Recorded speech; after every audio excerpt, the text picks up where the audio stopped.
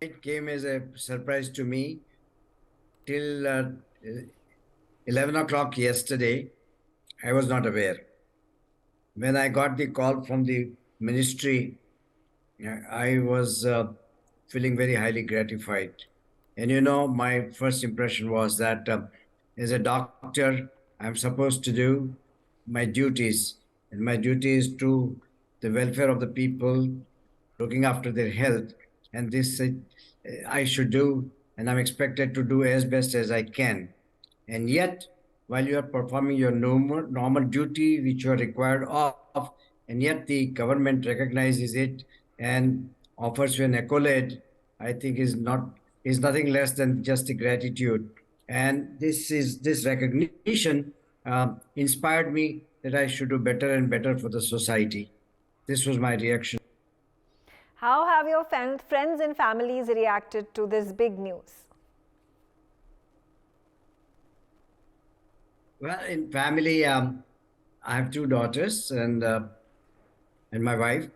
Both the daughters are married and they're with their husbands and in their own homes. So when I broke the news, uh, they felt very proud that Dad, we are so happy that you've been honored by the government. And they said that this gives us an inspiration that we should try to, because you raise the bar so high that it's difficult to achieve that. I said, nothing like that. Hard work always pays, and you have a long journey. Still, you have a lot of time. So just work hard in the right direction and be kind to people and be useful to the society. And one day you also will get the recognition. This was the reaction from the family and my interaction with my family. And my wife, of course, was so very happy. And I must admit, she was a great support because my irregular working hours, so many times I used to break the appointment with her. We have to go to movie or something, and then I have to cancel the ticket at the last minute because my job was very demanding type, and therefore she had she bore all kinds of pains and disappointments from me, and she tolerated and always gave me a smile. So that I think was a great support. Dr. Mehta, you are one of the pioneers in interventional cardiology in India. If you could tell us more about your journey, what is it about your work that has been taken, the highlight for the government of India to give you the award? Actually, I came from a middle class background. When my father came to Mumbai, he was not educated, but he used to do the job of a peon, and then he started studying at night, and then eventually passed a matriculation examination. That was considered as a reasonably good education in those days. I'm talking of 1930s and 40s. And then thereafter, he became an advocate and started his practice, and he educated me. And while I was studying, I had no other burden except studying. And then in 1973, after completing my MD in Mumbai, and I was fortunate that I secured 19 gold medals. I was first class first in medicine, I was first in surgery, I was first in gynecology, I was first in ophthalmology, I was first in grand total. And then when I appeared my postgraduate examination, I got another 3 gold medals. So my career I was fortunate to have a good career, and this helped me to march forward. When I went to United States and then I studied there, United States for 3 years, and I did my cardiology there in Chicago, and then I came back to Bombay and joined Just Look Hospital. And believe me, from 1973 till today, I am working incessantly, continuously at Just Look Hospital. But simultaneously, I also had an assignment at Sion Hospital.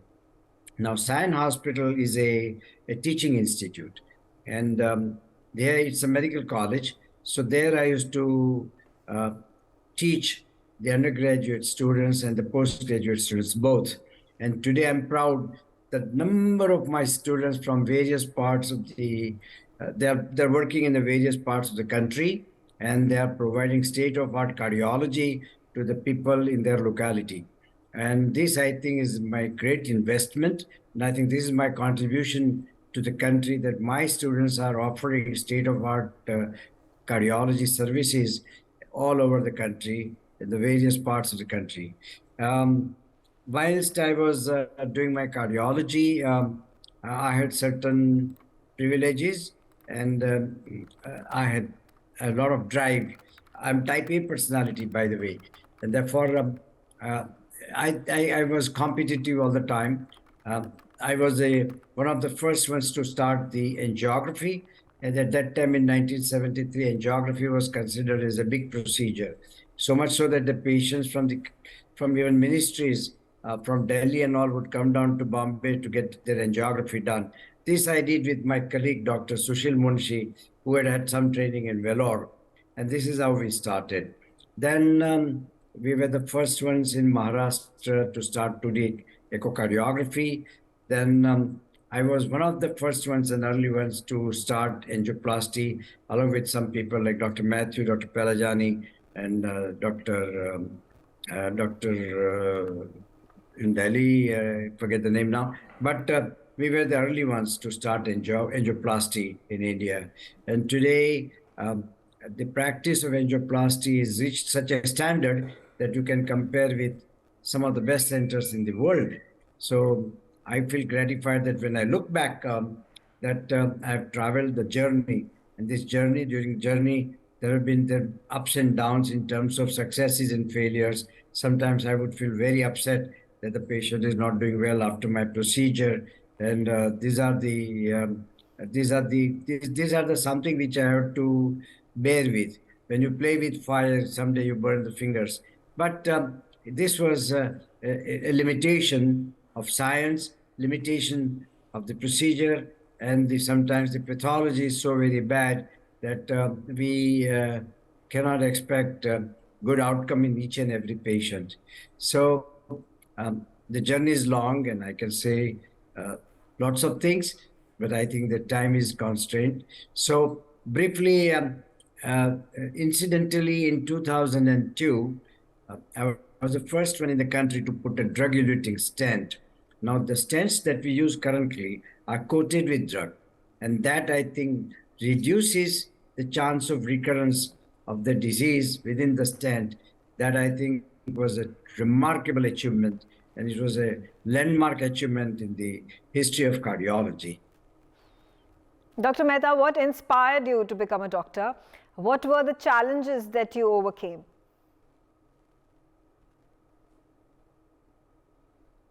Well, I think the most important issue is that when a man around the age of 40 or 45, when he's at the zenith of his career, and at that point of time, all of a sudden, unexpectedly, like a bolt from the blue, he develops a massive heart attack, and some of them are lost before even they reach the hospital.